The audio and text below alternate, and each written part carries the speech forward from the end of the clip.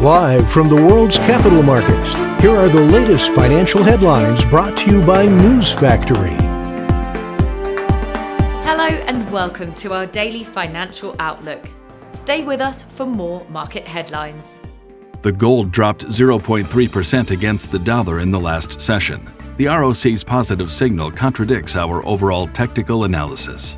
The euro got a slight bump of 0.1% against the dollar in the last session. The ROC is giving a positive signal. The pound dipped a slight 0.2% against the dollar in the last session. According to the CCI, we are in an overbought market. The Aussie dollar pair made a minor downwards correction in the last session, dropping 0.1%. According to the stochastic RSI, we are in an overbought market. Coming up, our chief analyst's choices for today. Power shortages help drive down China's economic growth to its slowest in a year, while surging coal prices threaten more pain for Chinese industry and global supply chains. Fraud linked to cryptocurrency surged in the first 9 months of the year, UK police said, with victims cheated out of more than $200 million so far.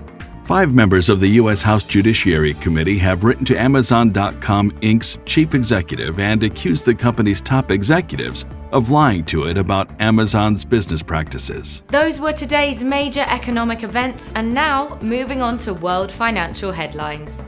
The Eurozone's construction output will be released at 0900 GMT. The Irish consumer confidence at 2301 GMT. Japan's exports at 2350 GMT.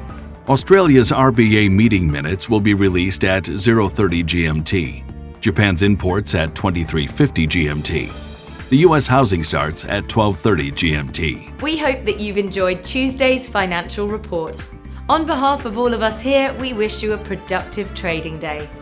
Be sure to join us tomorrow morning for the latest news and events from the financial markets.